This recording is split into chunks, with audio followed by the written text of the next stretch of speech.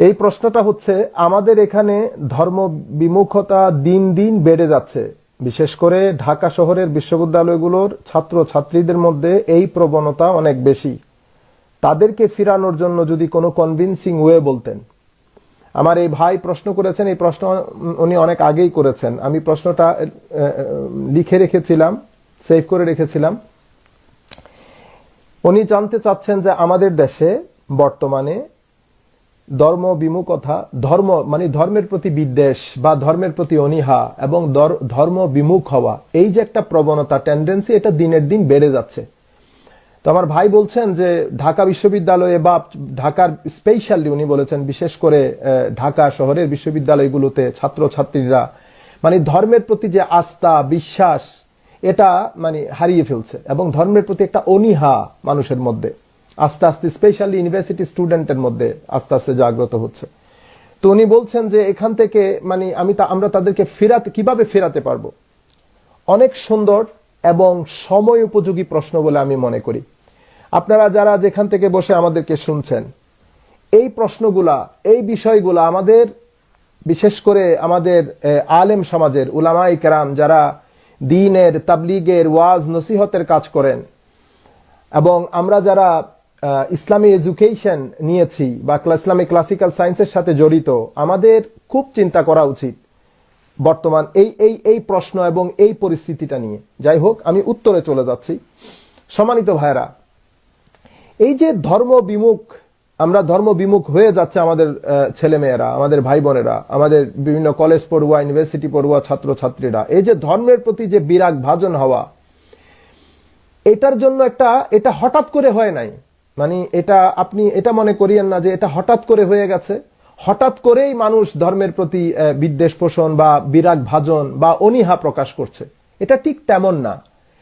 এটার জন্য দীর্ঘদিন কাজ করা হয়েছে। দীর্ঘদিন কাজ করার পরে একটা পরিস্থিতি, একটা পরিবেশ সৃষ্টি করা হয়েছে, একটা এনভায়রনমেন্ট ক্রিয়েট করা হয়েছে, একটা অ্যাটমসফিয়ার সৃষ্টি করা হয়েছে। এই অ্যাটমসফিয়ারটা, এই পরিস্থিতিটা সৃষ্টির পেছনে কয়েকটা মৌলিক কারণ, কয়েকটা মৌলিক জিনিস খুব গুরুত্বপূর্ণ ভূমিকা রেখেছে। তার মধ্যে অন্যতম বিষয় হচ্ছে যেটা রাষ্ট্রের পক্ষ থেকে রাখা হয়েছে, মানে রাষ্ট্রের মাধ্যমে, রাষ্ট্রের বিভিন্ন পলিসির মাধ্যমে এই অ্যাটমসফিয়ারটা, আমি বলছি যে অনেকগুলা কারণ মিলে আজকের এই এনভায়রনমেন্ট, আজকের এই অ্যাটমসফিয়ারটা সৃষ্টি হয়েছে। এই অ্যাটমসফিয়ার সৃষ্টির পেছনে যেই সমস্ত ভূমিকা, যারা মৌলিক ভূমিকা পালন করেছে, তার মধ্যে অন্যতম হচ্ছে রাষ্ট্র। তো রাষ্ট্রের মানে ভূমিকা বলতে আমি কি বোঝাচ্ছি? রাষ্ট্রের ভূমিকা বলতে আপনারা জানেন যে আমাদের রাষ্ট্র হচ্ছে সেকুলার রাষ্ট্র। আমরা একটা সেকুলার রাষ্ট্রের বাসিন্দা, সেকুলারিজম আমরা যেটাকে বলি। মনে রাখবেন, এখন সেকুলারিজম, আপনারা হয়তো মনে করতে পারেন যে সেকুলারিজম মানে তো এইথিজম না। মানে সেকুলারিজম তো এইথিজমকে বলে না। আপনারা ঠিক ধরেছেন, সেকুলারিজম মানে এইথিজম না, কিন্তু সেকুলারিজম হচ্ছে এইথিজমের প্রথম সিঁড়ি। সেকুলারিজম এইথিজমের প্রথম সিঁড়ি। আপনারা যদি সেকুলারিজমের উদ্ভব এবং আপনি যদি হিস্টোরিক্যাল ব্যাকগ্রাউন্ডটা পুরা অধ্যয়ন করেন যে কখন থেকে উদ্ভব হয়েছে এবং তার মূল যে স্লোগান সেটা কি ছিল, এবং মূল স্লোগানটা এবং তার পুরো আইডিওলজিটা সমাজে প্রতিষ্ঠা করার জন্য তার যে প্রসেস অফ সেকুলারাইজেশন, একটা হতো সেকুলারিজম আর একটা হচ্ছে প্রসেস অফ সেকুলারাইজেশন। মানে আপনি সেকুলারিজমকে প্রতিষ্ঠা করলেন এবং রাষ্ট্রকে সেকুলারাইজড করার জন্য যে পলিসিগুলা গ্রহণ করেছেন, সেই পলিসি বা প্রসেসকে বলে প্রসেস অফ সেকুলারাইজেশন, মানে রাষ্ট্রকে সেকুলার করার জন্য।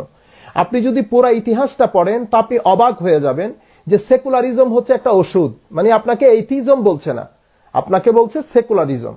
তো এটা যেহেতু এইথিজম বলছে না, আপনি নাও মানতে পারছেন না।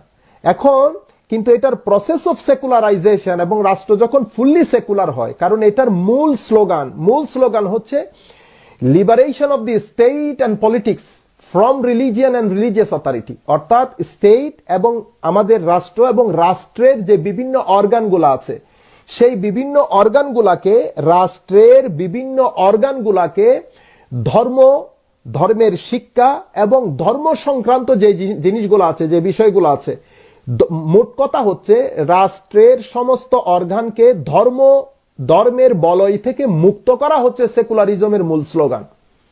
রাষ্ট্রের, আবার বলছি, রাষ্ট্রের রাজনীতি, রাষ্ট্রের সমাজনীতি, রাষ্ট্রের অর্থনীতি, রাষ্ট্রের রাষ্ট্রনীতি, পররাষ্ট্রনীতি, বা আপনি যত নীতি বলেন, পার্লামেন্ট বলেন, রাষ্ট্রের অ্যাডমিনিস্ট্রেশন বলেন, অর্থাৎ রাষ্ট্রের সমস্ত অর্গানগুলোকে ধর্ম থেকে, ধর্মের বলয় থেকে, রিলিজিয়াস অথরিটি থেকে মুক্ত করা এবং ধর্মটাকে একেবারে আলাদা করে ফেলা, এটাই হচ্ছে সেকুলারিজমের মূল মন্ত্র এবং সেকুলারিজমের মূল মৌলিক অবজেক্টিভ, উদ্দেশ্য। সেকুলারিজম দেশে দেশে, আপনি যদি ফ্রান্সে যান, ফ্রান্সের concept of secularism and the process of secularisation এটা ডিফারেন্ট। আপনি যদি ইংল্যান্ডে আসেন, আপনি যদি জার্মানিতে যান, কিন্তু আলটিমেটলি সেকুলারিজমের একটা জেনারেল আন্ডারস্ট্যান্ডিং আছে। সেটা কি? সেটা হচ্ছে এই সেকুলারিজমের মূল বক্তব্য যেটা আমি আপনাকে দিয়েছি, ধর্মকে একেবারে পৃথক করে ফেলা। আর কিছু জায়গায়, যেমন ফ্রান্সের কথা হচ্ছে ধর্মকে ডিনাই করা, অথবা মানে আপনি ধর্মটাকে পার্সোনাল ম্যাটার, প্রত্যেক ব্যক্তির প্রাইভেট লাইফ হিসেবে ওখানে রেস্ট্রিক্ট করে দেওয়া। তো আলটিমেটলি আমি যেটা আপনাকে বলতে চাচ্ছিলাম যে আমাদের মুসলিম রাষ্ট্রে বা মুসলিম রাষ্ট্রগুলোতে সেকুলারিজম মানে যারা ওয়েস্টার্ন এডুকেটেড, ওনারা মনে করেন আমাদের সেকুলার রাষ্ট্রে, আমাদের মুসলমান রাষ্ট্রে যখন সেকুলারিজম প্রতিষ্ঠিত হয়, তো ওনারা মনে করেন সেকুলারিজম মানে হচ্ছে বিজ্ঞানকে প্রমোট করা, বিজ্ঞানের ডেভেলপমেন্ট এবং রেশনাল সায়েন্সেসের ডেভেলপমেন্ট, এটা তারা মনে করে। আসলে কিন্তু এটা না। মূল ব্যাপার হচ্ছে সেকুলারিজমকে ধর্মের সমস্ত বলয় থেকে মুক্ত করে ফেলা।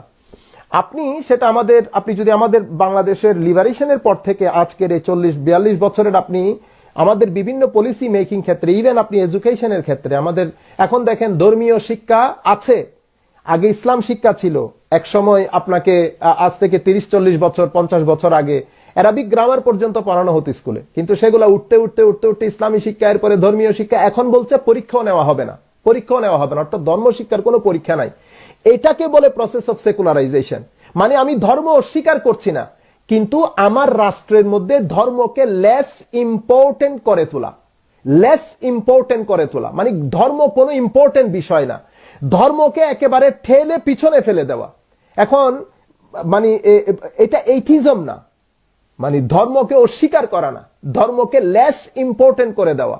তো আপনি কি করেছেন, এখন ধর্মের শিক্ষা থেকে ধর্মের পরীক্ষা তুলে। যাই হোক, সেকুলারিজম আমার বিষয় না আজকের, আমি শুধু ওই প্রশ্নটা আপনাকে পরিষ্কার করার জন্য, এই যে ধর্ম বিমুখতা এবং ধর্মের প্রতি অনীহা, বিদ্বেষভাব, এটা যে দিন দিন বেড়ে যাচ্ছে, এটার জন্য একটা অ্যাটমসফিয়ার তৈরি হয়েছে। আমি বলতে চাচ্ছি সেই অ্যাটমসফিয়ারটা প্রথম ফ্যাক্টর হচ্ছে রাষ্ট্রের যে সেকুলার নীতি সেটা। এবং আপনি আমাদের টিভি মিডিয়া সবকিছুতে দেখবেন মানে ধর্মের প্রতি একটা বিদ্বেষ, কোনো মানে এটা যেন একটা মানে অসুখ হয়ে গেছে। তো এটা কি? এটা হচ্ছে সেকুলারিজমের প্রভাব। এই জন্য যারা সেকুলারিজমের প্রবক্তা, তাদের কথা তারা বলছে যে সেকুলারিজম এমন একটা আইডিওলজি, এটা আস্তে আস্তে আস্তে আস্তে কোন রাষ্ট্রে যখন প্রতিষ্ঠা হয়, সেই রাষ্ট্রের ধর্মের জায়গাটা সেকুলারিজম নিয়ে নেয়, মানে ধর্মের জায়গাটাতে সেকুলারিজম রিপ্লেসড হয়ে যায়, এবং ধর্মীয় যে প্রতিষ্ঠানগুলো আছে সেই প্রতিষ্ঠানগুলা দেওয়াল বিল্ডিং আকারে থেকে যায়, তাদের সমাজের মধ্যে তাদের যে প্রভাব প্রতিক্রিয়া, তাদের যে গ্রিপ, সেটা নষ্ট হয়ে যায়। এই হচ্ছে টোটাল সেকুলারিজম। এইটার কারণ, এটাই হচ্ছে আমাদের ধর্ম বিমুখতার মৌলিক কারণের মধ্যে একটা কারণ। দ্বিতীয় যে বড় কারণ, এই যে আপনি জিজ্ঞেস করেছেন যে মানুষ দিন দিন, আমাদের কলেজ বিশ্ববিদ্যালয়ের ছাত্রছাত্রীরা দিন দিন ধর্ম বিমুখ কেন হয়ে যাচ্ছে, দ্বিতীয় বড় কারণ হচ্ছে খুদ উলামায়ে কেরাম, স্বয়ং উলামায়ে কেরাম। আমি অন্তর দিয়ে বলছি, আমাদের সম্মানিত উলামায়ে কেরাম, আপনারা যারা শুনছেন, প্রত্যেকে যারা আপনারা যাকে পছন্দ করেন তার কানে এই কথাগুলো পৌঁছিয়ে দেবেন। আর দ্বিতীয় বড় কারণ খুদ আমরা উলামায়ে কেরাম, আমরা আলেম সমাজ। আমি তো আর আলেম না, আমি তো ছাত্র, আমি তো খুব সাধারণ, খুব সামান্য ছাত্র, আমার তো কোনো আইডেন্টিটিও নাই ইসলামিক ক্লাসিক্যাল সায়েন্সেস এর ক্ষেত্রে। আমাদের যারা বিজ্ঞ উলামায়ে কেরাম আছেন, আমি প্রত্যেক মানে মাকাতিবে ফিকর, প্রত্যেক স্কুল অফ থটের উলামায়ে কেরামের কথা বলছি। সেটা কিভাবে? সেটা প্রথম হচ্ছে সমস্ত উলামায়ে কেরাম, তাদের মধ্যে অনৈক্য।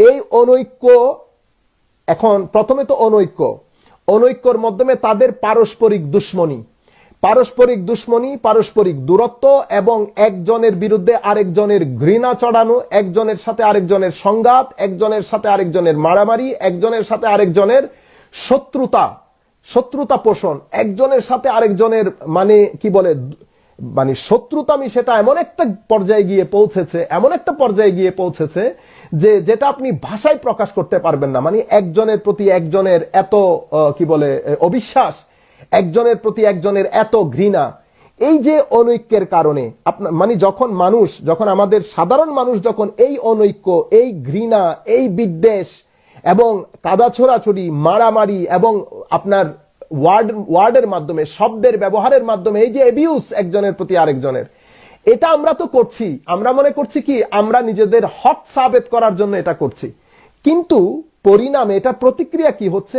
সাধারণ মানুষ যারা এই বিষয়গুলা সম্পর্কে অবগত না, বিশেষ করে বর্তমান এই রেশনাল যুগে, এই সায়েন্স এবং টেকনোলজিক্যাল যুগে আমাদের ছাত্র, আমাদের ভাই বোনেরা, আমাদের পাড়া প্রতিবেশীরা যারা কলেজ বিশ্ববিদ্যালয়ে পড়ছে, তারা যখন এই পরিস্থিতি দেখে তো তারা মনে করে কি ধর্ম মানি হচ্ছে হিংসা, ধর্ম মানি হচ্ছে একজন আরেকজনের প্রতি বিদ্বেষ পোষণ করা, ধর্ম মানি হচ্ছে ব্যাকওয়ার্ডনেস। তখন সে দুইটা সোসাইটি দেখে, একটা সেকুলার সোসাইটি, একটা আমাদের এই রিলিজিয়াস সোসাইটি। তখন তার মনে এই ধারণা আরো প্রবল হয় যে ধর্ম তো আসলে মানুষের সমাজের মধ্যে সমস্ত ডিস্টারবেন্সের মূল কারণ ধর্ম। এখন সেই যে ধর্মকে দোষারোপ করেছে সে কিন্তু ধর্ম পড়েও নাই, সে ধর্ম সম্পর্কে জানেও না, সে পবিত্র কোরআন পড়েও নাই। তার কাছে, তার দৃষ্টিতে ধর্ম হচ্ছে উলামায়ে কেরাম। সে যখন উলামায়ে কেরামের মধ্যে এই বিদ্বেষ, এই হিংসা, এই অহংকার, একজনের সাথে একজনের এই দূরত্ব, একজনের সাথে একজনের এই বিদ্বেষ ভাবাপন্ন আচরণ, সে যখন এগুলা দেখেছে সেই ধর্মের প্রতি তার বিদ্বেষটা আরো বেড়ে গেছে। নাম্বার ওয়ান, তাহলে আমি উলামায়ে কেরাম এই অ্যাটমসফিয়ার ক্রিয়েট করার ক্ষেত্রে অন্যতম ভূমিকা পালন করেছে। তার মধ্যে প্রথম হচ্ছে উলামায়ে কেরামের মধ্যে অনৈক্য। দ্বিতীয় যে বিষয় সেটা হচ্ছে এখন অনৈক্যটা আমি সাথে সাথে এটাও বলে দেই যে অনৈক্যটা আমরা ঐক্যে পরিণত কিভাবে করব। কারণ আমাদের যে মাকাতেবে ফিকির, সমস্ত মাকতাবায়ে ফিকির যারা আমাদের বাংলাদেশে বিভিন্ন স্কুল অফ থটের উলামায়ে কেরাম আছেন, আমি জানি স্কুল অফ থট এগুলো তো আর পৃথিবী থেকে বেনিশ হয়ে যাবে না। তাহলে আমরা পরস্পরের দূরত্বটা সহনীয় পর্যায়ে কিভাবে নিয়ে আসব? আমি একটা ফর্মুলা দিচ্ছি, আপনাদের পছন্দ হলে নিবেন, না হলে না নিবেন। প্রথম ফর্মুলা হচ্ছে, আমি চারটা কথা বলবো, চারটা মৌলিক প্রিন্সিপাল আমাদের ঐক্যটা ফিরিয়ে আনার জন্য। সেটা কি? আমরা আল্লাহ রাব্বুল আলামিনের শানে এমন কোন কথা বলবো না যেটা আল্লাহ রাব্বুল আলামিনের সত্তা, আল্লাহর জাত, আল্লাহর সিফাত, আল্লাহর আফআল, আল্লাহর শানে, আল্লাহর তৌহিদে গুস্তাখি হয়, বেয়াদবি হয়। এবং আল্লাহ রাব্বুল আলামিনের একটা শারীরিক অবয়ব আছে, এই ধরনের চিন্তা চেতনা মানুষের মধ্যে গ্রো করে এবং আল্লাহর সাথে শরীক হয়, সত্যিকার অর্থে শরীক হয়, এমন সমস্ত কার্যকলাপ, কথাবার্তা, ওয়াজ, তকরির, কিতাবাদি সব কিছু থেকে আমরা মুক্ত থাকব, এই বলে আমাদেরকে ওয়াদা করতে হবে। Number one. নাম্বার টু হচ্ছে রাসূল করিম সাল্লাল্লাহু আলাইহি ওয়াসাল্লামের শানে বেয়াদবি হয়, আল্লাহর নবীর শানে সামান্য পরিমাণ বেয়াদবি হয়, আল্লাহর নবীর মুহাব্বত, এতাআত, এই সব কিছু অর্থাৎ শানে রিসালাতে বেয়াদবি হয় এমন সমস্ত কথা বার্তা, ওয়াজ, তকরির, লিখনি থেকে আমরা মুক্ত থাকব। তৃতীয়, সাহাবায়ে কেরামের শানে বেয়াদবি হয়, সাহাবায়ে কেরামের শানে গুস্তাখি হয় এমন সমস্ত কথা বার্তা, লিখনি থেকে আমরা মুক্ত থাকব। চতুর্থ, আহলে বাইত রাসূল সাল্লাল্লাহু আলাইহি ওয়াসাল্লামের শানে বেয়াদবি হয় এমন সমস্ত কথা বার্তা, ওয়াজ, তকরির, এগুলার থেকে আমরা বিরত থাকব। এই চারটা প্রিন্সিপালকে সামনে রেখে যদি আমরা এগিয়ে যেতে পারি, এবং আমাদের ওই ঐক্যটা কিভাবে মেনটেন হবে, যেভাবে গত 1400 বছর ধরে আহলে সুন্নাত ওয়াল জামাতের প্ল্যাটফর্মে উম্মত ঐক্যবদ্ধ হয়েছিল। এরপরেও মাকাতেবে ফির আপনার যারাই থাকেন, এই চারটা জিনিসের মধ্যে আমরা যদি ঐক্য থাকি যে আমরা আল্লাহর শানে, আল্লাহর তৌহিদ, আল্লাহর ওয়াহদানিয়তের শানের বিরোধে যাই, এমন কোন কথা বলবো না। রাসূল করিম সাল্লাল্লাহু আলাইহি ওয়াসাল্লামের শানে বেয়াদবি হয় এমন কথা, এমন লিখনি থেকে আমরা নিজেদেরকে মুক্ত রাখবো সব সময়। সাহাবায়ে কেরাম এবং আহলে বাইত রাসূল সাল্লাল্লাহু আলাইহি ওয়াসাল্লাম তাদের শানে বেয়াদবি হয় এমন কথাবার্তা, এমন লিখনি থেকে আমরা মুক্ত থাকব। আমরা যদি এই কয়েকটা বিষয়ে আমরা যদি ঐক্যমত পোষণ করতে পারি, আমাদের দূরত্ব অনেক অংশে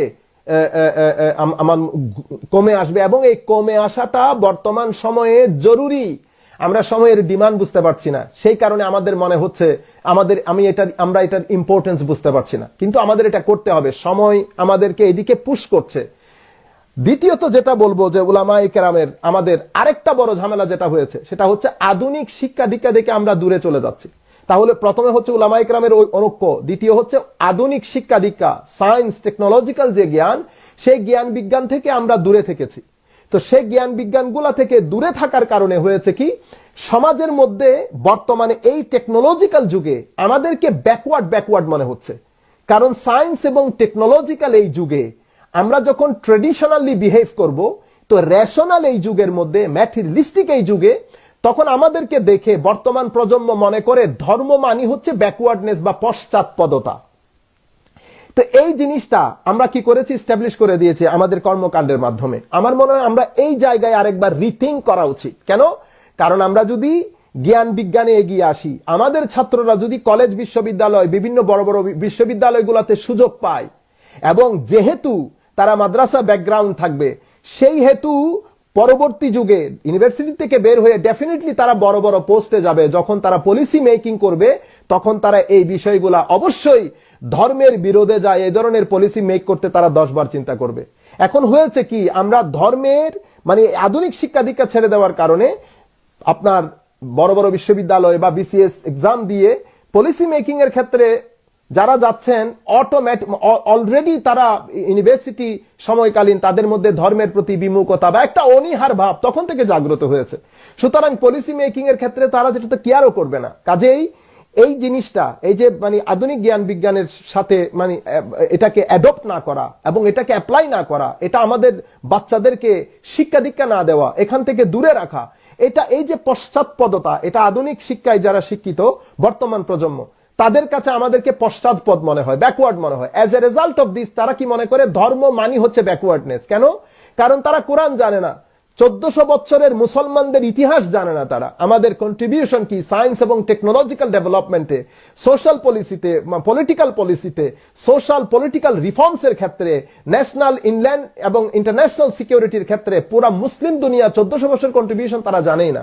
এই জিনিসগুলা তাদের প্রতি ধর্ম বিমুখতা এবং ধর্মের প্রতি বিরূপ মনোভাব সম্পন্ন হওয়ার প্রতি তাদেরকে ধাবিত করেছে, পুশ করেছে। তৃতীয় যেটা বড় ভুল আমাদের মধ্যে হয়েছে সেটা কি, সেটা হচ্ছে আমরা এই যে ধর্মীয় উগ্রবাদ, উগ্রপন্থা যেটা পুরা পৃথিবীতে আমরা দেখছি, আমাদের বেশিরভাগ উলামায়ে কেরাম, আমাদের যারা কিছু উলামায়ে কেরাম বলছি, আমরা কি করতে, আমরা এটাকে অন করা শুরু করেছি। আমরা সোসাইটির মধ্যে ইসলামের মূল শিক্ষা এবং উগ্রপন্থাটাকে মিলিয়ে ফেলেছি, গুলিয়ে ফেলেছি, শরবত বানিয়ে ফেলেছি, ফালুদা বানিয়ে ফেলেছি।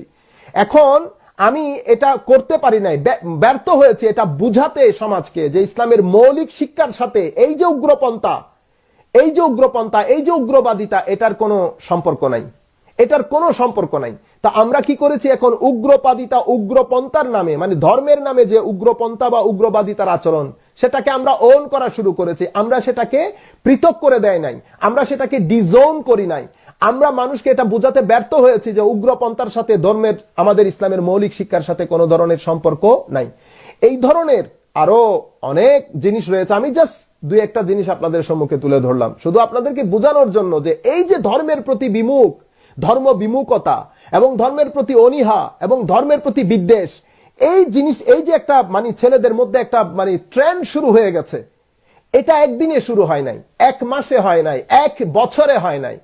এটার একটা অ্যাটমসফিয়ার ক্রিয়েট করা হয়েছে। সেই অ্যাটমসফিয়ার ক্রিয়েট করণে আমাদের রাষ্ট্রের সেকুলার পলিসি দায়ী, আমাদের আলেম সমাজ দায়ী। আলেম সমাজ কেন দায়ী সেটা আমরা আপনাদেরকে তুলে ধরেছি। এরপরে আসেন, আপনি আরেকটা জিনিস জানতে চেয়েছেন যে কনভিন্সিং ওয়ে। আমি এখানে আলেম সমাজের ঐক্য কিভাবে সম্ভব সেটাও আপনাদেরকে খুব সংক্ষিপ্ত আকারে বলেছিলাম। এখন আপনি বলেন যে কনভিন্সিং ওয়ে কিভাবে হওয়া উচিত। কনভিন্সিং ওয়েটাও আমাদের এখানে, আপনি যখন কথা বলবেন তো আপনাকে কারোর সাথে মারামারির প্রয়োজন নাই। মনে রাখবেন এখানে পবিত্র কোরআন, আমরা কোরআনের স্টাইলে যাব। কোরআন আমাদেরকে কি পন্থা শিখাচ্ছে, আমরা কিভাবে বক্তব্যের প্রেজেন্ট করব। আগে বক্তব্য দেওয়ার আগে, আপনার বয়ান করার আগে, আপনি আপনার এক্সপ্লেনেশন দেওয়ার আগে আপনি আপনার ধরন, আপনার ওয়ে, আপনার প্রেজেন্টেশন ঠিক করেন। আপনি দেখেন কোরআনের মধ্যে আল্লাহ রাব্বুল আলামিন আমাদেরকে প্রেজেন্টেশনের ধরন পর্যন্ত শিখিয়েছেন যে আমাদের প্রেজেন্টেশনটা কি রকম হওয়া উচিত। তো আল্লাহ রাব্বুল আলামিন কি বলছেন, হযরত মুসা আলাইহিস সালামকে বলছেন, সূরা তাহার আয়াত, এটা আয়াত নাম্বার 44। আপনারা জানেন সূরা তাহা আমাদের পবিত্র কোরআনের 20 নম্বর সূরা।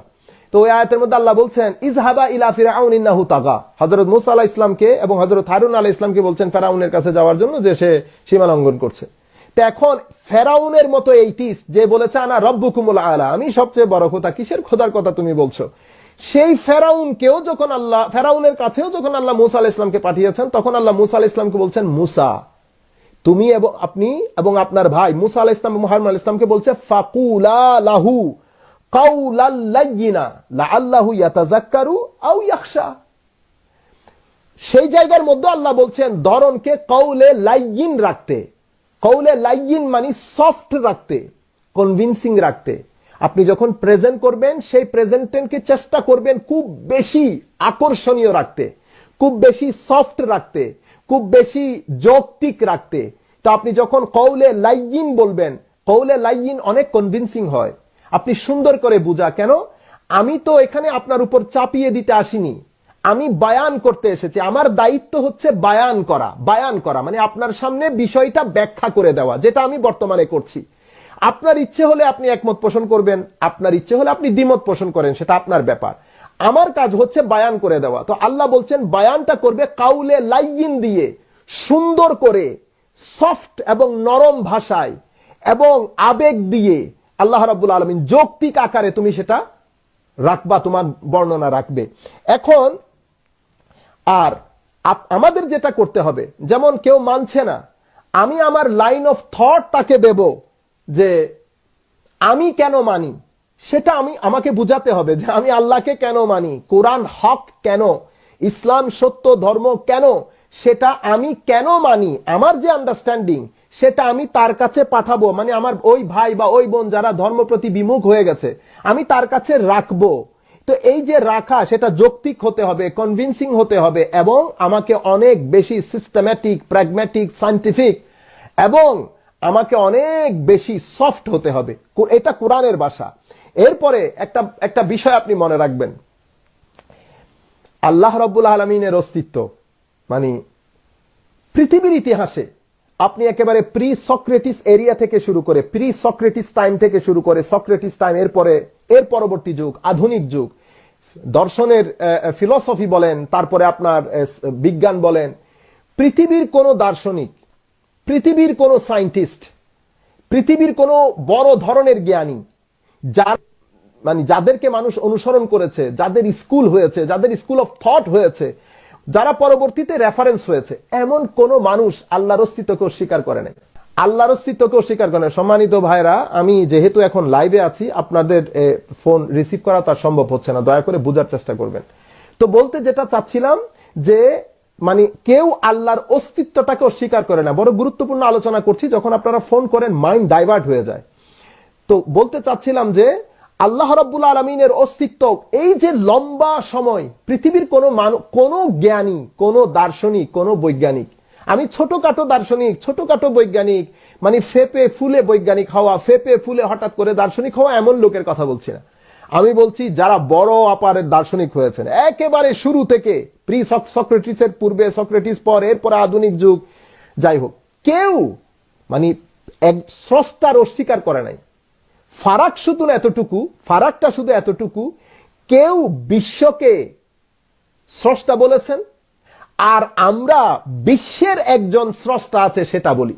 আমি আবার বলি আপনাদেরকে, কেউ বলেছেন এই বিশ্বটাই হচ্ছে স্রষ্টা, আর আমরা বলি এই বিশ্বের স্রষ্টা। এই হচ্ছে ফারাক। তো আমরা কি করব, ইনশাআল্লাহ আমরা পরবর্তীতে এই আল্লাহর অস্তিত্ব নিয়ে যখন আমরা মানে কথা বলবো, তখন আমরা পরিপূর্ণ বিশদ ব্যাখ্যা দিয়ে আপনাদের সম্মুখে তুলে ধরব। কারণ আল্লাহর অস্তিত্ব অস্বীকার করা পৃথিবীর কারো পক্ষেই সম্ভব না। কেউ এটা এফোর্ড করতে পারবে না, কেউ এটা প্রমাণ করতে পারবে না। হ্যাঁ, আপনি যদি চোখ বন্ধ করে অস্বীকার করেন সেটা ভিন্ন জিনিস, কিন্তু এটা এফোর্ড করার মতো না। সমস্যা হচ্ছে এগুলা তো আমাদেরকে প্রচার করতে হবে, প্রসার করতে হবে, বলতে হবে, কিন্তু আমরা সেই সাবজেক্টগুলোকে টাচ করছি না। আপনারা বর্তমান ওয়াজ তাকরীরের যে ময়দান, সেই ময়দান দুই ধরনের হয়ে গেছে। এক ধরনের হচ্ছে ছোট ছোট আকাইদি বিষয়গুলা নিয়ে আমরা হয় বেদাতের ফতোয়া দিচ্ছি, নয় শিরকের ফতোয়া দিচ্ছি। আবার অপর দিক থেকে আমরা কাফের, আরেকজনকে কাফের ফতোয়া দিচ্ছি, অথবা ওয়াজের ময়দানে আমরা হাসাহাসি নাচানাচি এগুলা করছি, মানে ওয়াজের ময়দানকে আমরা হাসাহাসির একটা মজলিস বানিয়ে ফেলেছি। না, সেরকম বর্তমান সময়ে আমাদের উপর অনেক বেশি জিম্মাদারি। আশা করি আমরা এই উপায়ে যদি করি তাহলে আমরা অনেকাংশে সফলকাম হব। আমি আর এই প্রশ্নের